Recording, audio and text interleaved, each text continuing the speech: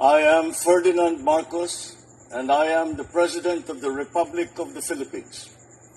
I stand today on behalf of 110 million Filipinos. Hi everyone! Hello Universe! It's me again! Shoutout sa inyo mga bes, mga Marcos Loyalists, supporters, Filipinos and OFW. Hello sa inyo dyan! Shoutout!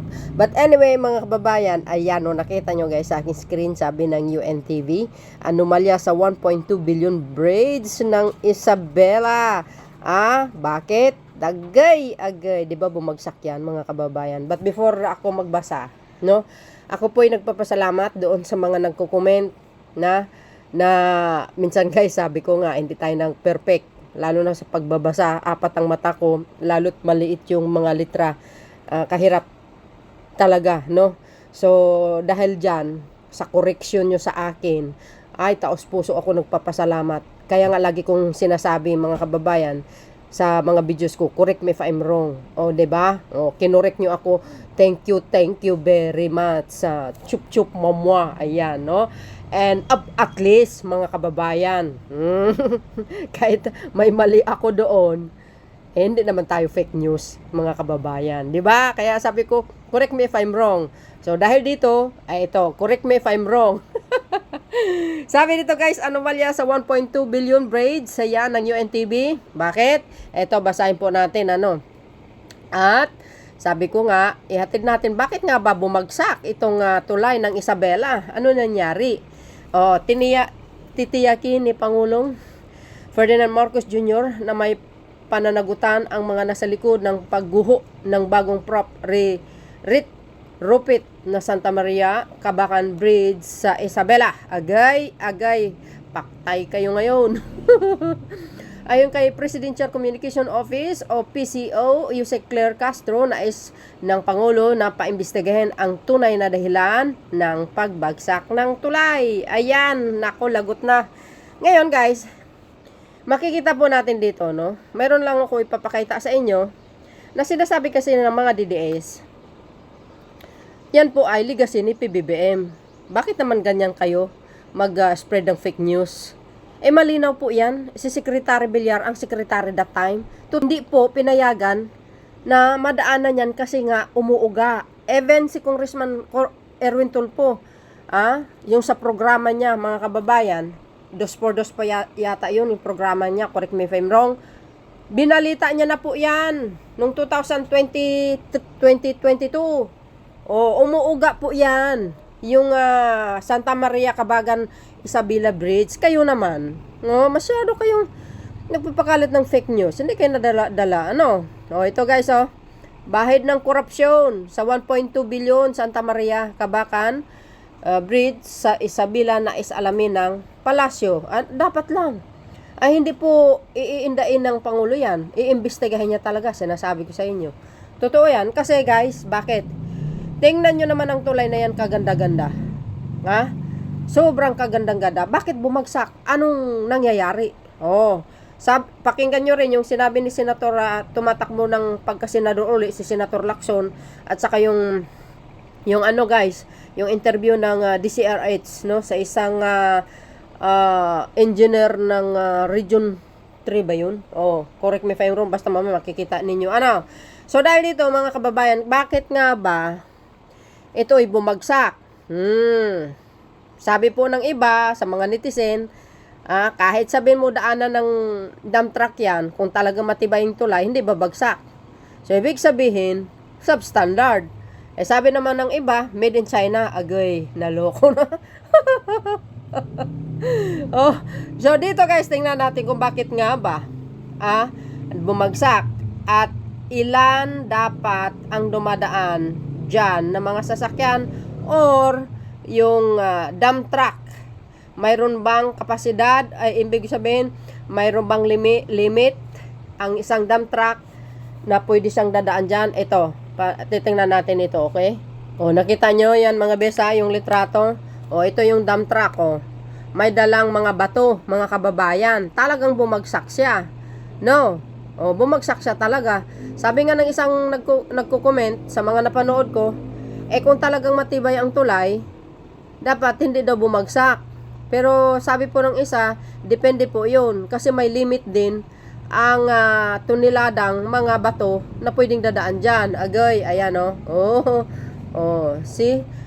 So far so good, mga bes. Wala naman na namatay, mga injured lang, no? So maganda po yan. Pero wag naman natin hintayin na may mamamatay naman, mga bes. Ang nakakalungkot lang dito kasi, itong tulay na ito, mga kababayan, ito po ay pera ng bayan.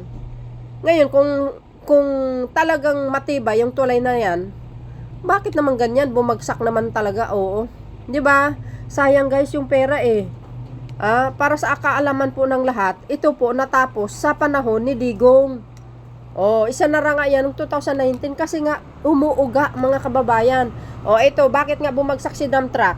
May drawing dito, mga kababayan. Ang sinabi dito, mga beso, basahin po natin para kumpleto detalyado. Yan Sabi po dito ng Engineering Mimis Public.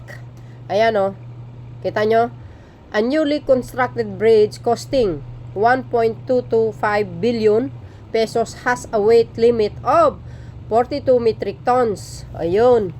If engineers need to upgrade, sabi niya, the bridge to a low track weight 102 metric tons, how much additional budget might be required based on appropriational cost estimated. Agay! So, ibig sabihin, mga kababayan, ang allow lang pala, na pumapasok dyan ang isang dump truck na may dala ng 42 metric tons. Pag sumubra, ang kanyang dala, aabot ng 102 metric tons, di sigurado babagsak yan, mga bes. So, ano po ang kapalagayan nyo? Sino may kasalanan? Yung tulay o yung dump truck? Kasi minsan, pasaway din kasi itong mga dump truck na ito. Kahit sabihin mo hindi pwede nga, alam nilang hindi pwede dumaan, yung ganyan kabigat na 102 metric tons na bato, pinipilit. Kaya, ayun, bagsak nga. Ang allow lang guys, 42 metric tons. Agay. Ay, nako, ewan ko na lang sa inyo. Ayan ayun isa lang din naman yung yung words. A newly constructed bridge costing 1.225 billion pesos has weight limit of 42 metric tons. Shout out sa mga dump truck. Ang tigas din naman ng ulo nyo minsan eh. If engineer need to upgrade the bridge to a low track weighing 102 metric tons. Ay sus, panibagong ay grabe. Pag once na 102 metric tons ang pwedeng dadaan, hindi po kukos ng 1.225 billion yan. Madadagdagan yan. Guys, how much additional budget might be required based on appropriational cost estimated? Hindi natin alam kung magkano ang magiging add niyan. Ang dagdag. Agay. So, yan, ito yun. Yung drawing, guys, You see, mga beswa. Baka kahit sabihin mo 50 metric ton, baka pwede pa. Pero yung sabihin mo doble, talagang babagsak yan. Di ba guys? So ngayon, pupunta tayo dito sa sinasabi ng mga DDS na nagsasayang daw si Pangulong Marcos Jr. na pera. Kasi tatak niya daw yan. Tatak Marcos daw yung Santa Maria Cabagan Bridge ng Isabela de Quinaloa. Para kumpleto detalyado guys, ito bago niyo panood yung sinabi ni Senator Lacson at yung yung interview ni DCRH ba yun? So ito, basahin ko po sa inyo para malinawan po natin lahat. Okay? Ito. So dito guys, may nakita ako dito. Nag-search ako. Ito ba, kasi sabi po ng mga DDS ay under ng panot at si PBBM. Aba, nilaktawan si Digong. Di kayo naloka? Binay pa si Digong kasalanan daw ni dating Pangulong Panot at ni Pangulong Marcos Jr. Yung bakit bumagsak ang tulay. Ayan history of corrupt legacy of previous administration. Sabi ng unofficial PBBM news. Yan ang mga source natin ha, para kompleto detalyado. Baka sabihin nyo, fake news tayo. 2014, Santa Maria Bridge, Isabela originated under proposal of Pinoy administration. The project were funded till administration adopted the project. Oh, finanded yan nung panahon ni Panot. Mga bes, hanggang sa pamumuno ni Duterte. Na kailangan tuloy-tuloy ang tulay na yan kasi para yan sa mga taga Isabela. You see, 2015 ongoing ang election period 2015. Yan. Ongoing. Ngayon mga bes, dahil sinabi nga dito, na-funded ni Panot hanggang kay Duterte, kailangan may tuloy. Natural, di ba? Yun na naman talaga dapat. Ngayon, eleksyon yan kasi nga nagbago na ang administrasyon. Kaya si Duterte na ang nakatoka dyan sa tulay na yan. Ika nga, pagpapagawa. 2016, ENTAG as Duterte Legacy or in Tagalog, Tatak Duterte, constructed by Build Program. Sino po ang sekretary ng DPWH? Diba? Si Villar yan. Diba? Malalaman natin mamaya. So, dahil dito guys, ang sabi, Duterte Legacy. Constructed by Build Program. And 2017, construction of Santa Maria Bridge of Isabela begins till 2018 and 2020. The projects or Duterte Legacy completed but it cannot be used due to a defective result. Anong sabi? Cannot be used. Complete na. Kompleto, ibig sabihin tapos na. Cannot be used due to defective result. Ang tanong, bakit? Bakit defective? Ano nangyari? Iyan ba'y tinipid? Bakit umuuga? Hindi pwedeng dadaanan? Anong problema? Sino may kasalanan dito mga kababayan? Not only not the engineer siguro or yung mga foreman or sino man diyan naka-in charge yan. Siyempre yung sekretary ng DPWH dapat din managot. Bakit hindi pwedeng daanan? Nagpapagod yung mga manggagawa tapos hindi madaanan? Di kayo naloka? So ibig sabihin, tama po yung sinasabi ng mga mambabatas na iba na substandard. Sabi ng iba, made in China, di kayo naloka. Di ba? 2018 to 2020. 2020. You see, mga bes? Ngayon, dumating ang bagong administrasyon ni Pangulong Marcos Jr. Ito. Ayan, 2020-23. PBBM Administration Found, mayroong nakita that the previous project of Duterte Legacy is substandard. Agay, ouch. Sayang ang pera na binayad ko ng tax, guys, The current administration tried to strengthening. Try to strengthening and retrofitting the legacy of previous administration, but the result still the same. Guys, ang sa akin lang in my own, opinion, if the tulay substandard, paano mo ma-refruiting yan, guys, kung lahat ng tulay mula sa dulo hanggang sa kabilang dulo ay substandard, di parang medyo mahirapan yata ang bagong administration. So para sa akin naman, hindi naman ako engineer, hindi naman ako foreman, kung lahat yun substandard, ano ang gagawin doon? Di siyempre guys, di malaking pera ang magagastos dyan. Ang gagawin siguro, i-repair. Paano mo i-repair kung lahat ng materials doon ay substandard, di kayo naloka. Useless lang. So, mas maganda siguro, gibain na lang lahat at baguhin. Na talagang solid na materials ang ipapalit. Sabi ko nga, pag Marcos kasi ang nakaupo, hindi cheaper ang ginagamit ng mga materials. Ay, talagang solid, matibay po ang mga gagamitin dyan. Si Pangulong Marcos Jr. talagang mana sa ama niya yan, guys, Hindi basta-basta yung mga materials na ginagamit. Ha? Ayaw niya ng ganyan. Kasi alam nyo, yan si Pangulong Marcos Jr., sinicheck niya yan guys, ha? Hindi katulad ng iba, pinapabayaan. Kaya ganyan. Ha? Hindi niya sinicheck na ito bang tulay na ito, konkreto ba yung mga materials? Long lasting ba ito? Pangmatagalan?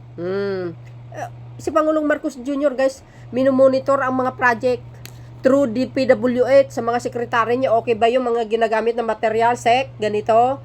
Tama ba? Hindi ba tayo magkakaaberya para hindi tayo masilipan ng mamamayang Pilipino? O, basta sabihin ng mamamayang Pilipino, nagsasayang tayo ng pera. Ganon si Pangulong Marcos Jr. Kasi nakikita ko rin, mga kababayan, yung kanyang mga kilos, yung mga galaw niya. Ha? Minumonitor niya eh. Bakit ka mo nasabi ko yun? Yung mga nag-invest ng mga banyaga, alam nyo ba kung anong ginagawa ng Marcos administration? Pinapalo up nila. Hindi hindi walang katitigil sa pagpapalo up yan. Tanongin yung sinida secretary. Totoong sinasabi ko. 2025 as of February 27. Ayun nga. Tatak the 30 brides collapse. You see? Huwag nyo sasabihin kay Pangulong Marcos Jr. Hindi po. Kay Digong po yan. Huwag tayong naglulukuhan dito. Ayan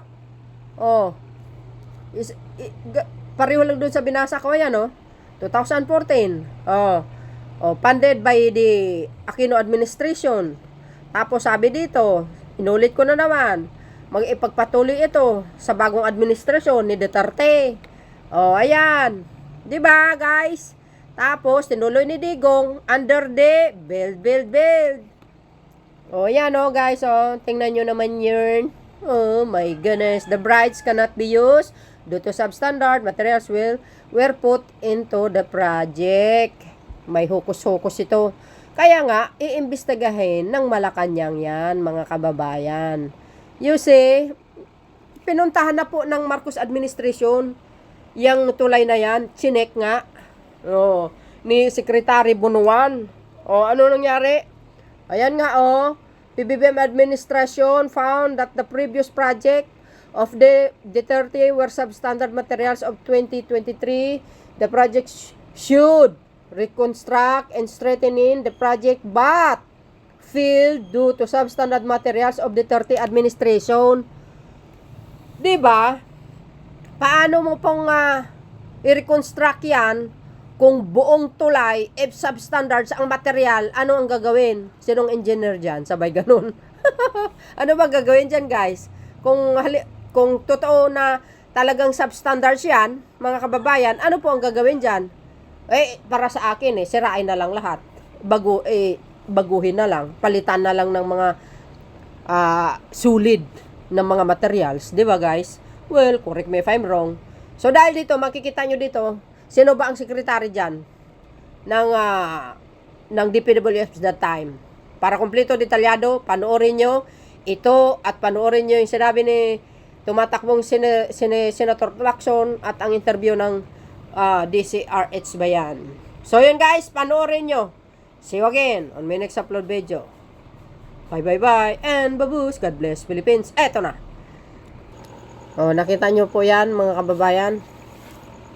You see, yung taon na yan is 2018. Makita nyo naman ang design nung tulay, maganda. Kaso lang medyo payat yung mga guys yung mga poste sa baba. But anyway, yun ang paningin ko. Kanya-kanya tayo ng paningin guys. Anong sabi dito? Ayan look, ongoing construction. Tingnan nyo yung date. Pinos ni yan guys The Northern Forum. February 6, 2018. Look, ongoing construction of the Cabagan, Santa Maria Bridge in Isabela Province. The 640 million landmark bridge of the DPWH under USEC Mark Villar is expected to be completed in 2019. Photo courtesy of Wilson Valdez. You see, ayan yung pinost niya February 6, 2018. Malinaw na malinaw dito, mga kababayan. You see? Duterte legacy po yan. Hindi PBBM, hindi panot. Ngayon, ang katanungan po natin dito tayo magbase guys. So, tingnan mo. February 6, 2018, pinost niya ito. Oh, so ibig sabihin, ongoing ang construction nung that time na yon, ang secretary ng DPWH walang iba kundi si undersecretary ng DPWH kundi si Mark Villan, nakasakalukuyang senador. Oh, ayan oh, tingnan nyo. Alam nyo, maganda design niya, kaso lang mahina talaga ang material, sayang. Para lang kayo nagtatain ng pera, kaloka kayo talaga, oo. So yun guys, ano pang kapalagayan nyo? Ito kasi nililinaw natin sa social media. Yung mga DDS kasi, mga kababayan, mumukha dahil na si Pangulong Marcos Jr. may kasalanan. Pero ang katotohanan, hindi kasi na nagre-reside Ibig sabihin, hindi sila po kasi nagre-research. Tamad mga yan. Ang pinupulot nila yung mga post nila dyan po sa Quiapo, mga Marites. So malinaw dito mga kababayan Oh. Ayan yun inumpisahan. Kumbaga kasalukuyang ginagawa the time. So yun guys. Yan po ang pinaka-latest updates ko. Maraming salamat sa inyong watching. See you again on my next upload video. Bye. And babus. God bless Philippines. Abangan po natin kung ano ang magiging desisyon ng palasyo tungkol dito. O gibain ng tuluyan, baguhin, ay hindi natin alam guys. Thank you for watching. Babus! Yun, naging note daw nagawa yun ang sinasabi ng mga taga roon, hindi talaga nadadaanan ng mga truck. Ano sa isa ng isang tulay kung hindi pwedeng daanan ng truck, kung hindi mga motorsiklo lamang. Ibig sabihin, siguro, I don't want to preempt whatever investigation is being conducted or will be conducted. Pero malamang sa hindi, substandard yung materials. So hanggat walang nakukulong na mga responsable, walang nakukonvict at nakukulong, talagang hindi ito matigil. This is not the first time and this won't be the last na mangyayari yan. At sana huwag maraming masasaktan o mamamatay sa aksidente gawa ng mga kalokohan na mga accountable at saka responsible sa mga ganong klaseng infrastructure projects. Ang hindi naman buong tulay, ayan, yung isang bahagi po ng Maria Cabagan Bridge sa Isabela kagabi. At dito'y 4 na sakyan sinasabing nahulog sa ilog. Kabila isang truck at 2 SUV at isang motorsiklo. Nasa ating linya po mabigan ang Regional Director ng DPWH Region 2, si Director Matias Malenab. Director Malenab, sir, magandang umaga na Imbaga Bigat, Apo Director. Good morning po, Imbaga Bigat. Po yan, sir, at sa lahat na nakikinig po sa inyong programa. Ayan, abay, Director Malenab Kuyang, sir, ano po anyari, ha? Bakit bumagsak po ang bahagi ng tulay ng Cabagan Isabela? Ang based sa initial assessment namin kagabi, nung pumunta ako together with my engineers, ay nakita po namin yung isang dump truck na probably yung the cause of the pagbagsak ng ating tulay. At ito ay nakita namin nagkarga ng mga boulders. At in our calculation, we approximated na kumakarga ng mahigit 100 tonelada. Wow. Yung dump truck na yun, pati yung kanyang weight ng sasakyan. Apo.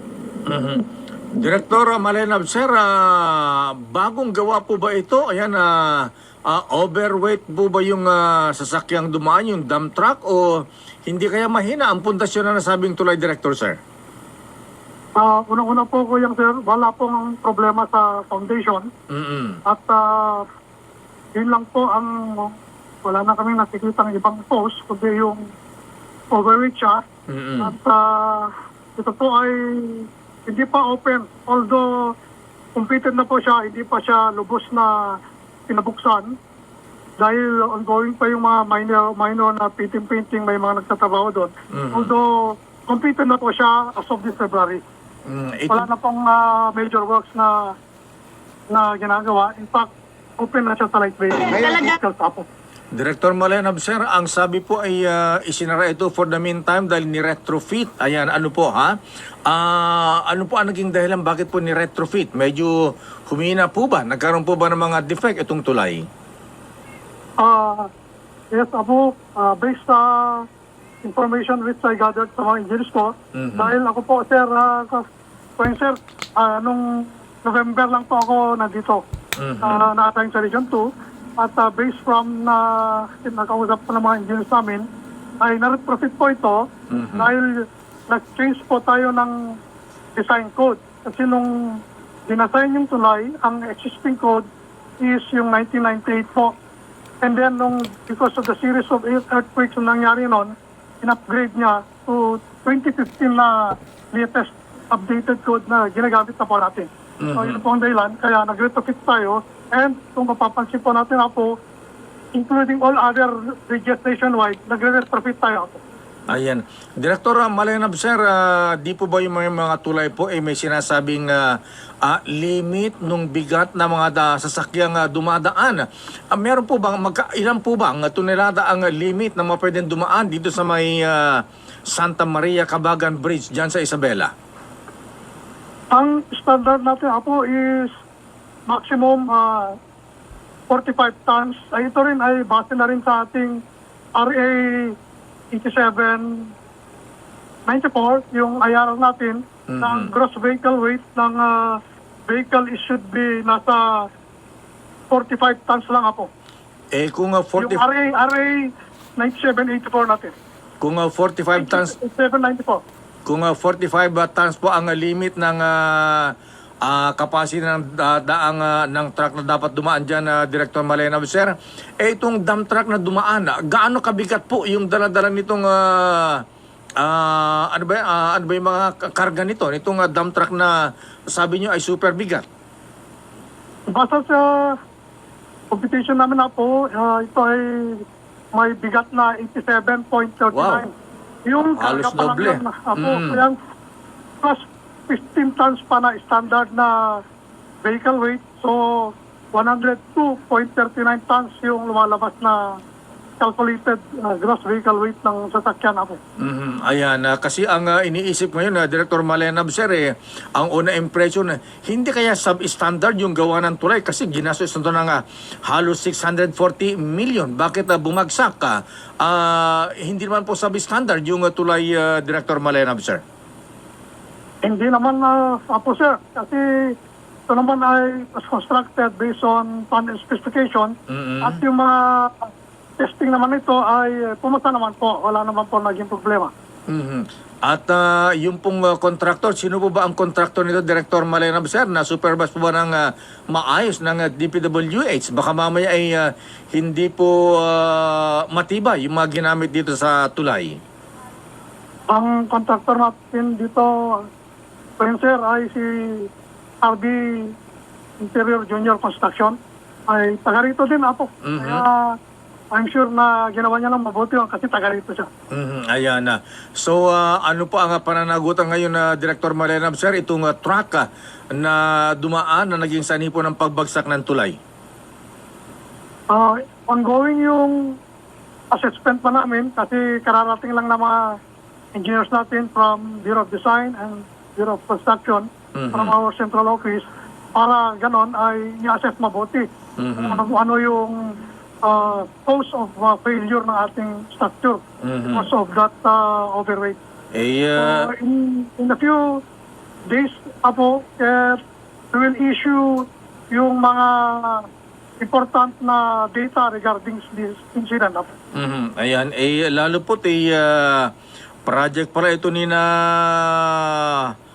Deputy Speaker Tony Pet Albano at Governor Rodito Albano at si Secretary Manuel Bunoan, Director Malenab, sir.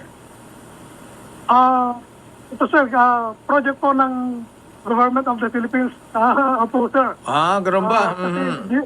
Yes, this was funded under JA natin. Series of funds ito based on our JA and under MICA ito, sir.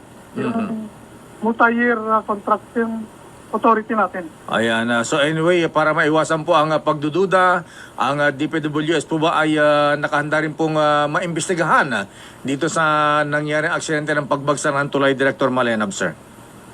Yes, Kuya sir, we are ready. In the name of public service, transparency, and accountability, we are open to any investigation. And in fact, dito na yung mga experts natin sa Central Office to assess really kung ano yung naging dahilan ng pag-fail ng ating struktura. Pero sa ngayon po, ano ang nakita nyo nga dahilan? Yung overweight talaga na dump truck na may mabigat na sakay, 100 tons, kanyo ang dahilan ng pagbagsak ng tulay, Director, sir? Most probably, okay sir. Ayan, oo. At yung issue ng substandard, wala namang ganyang usapin, Director? Nagtanong naman ako sa mga kasama ko dito. Opo, kaya wala namang ganong issue na sinasabi sa akin.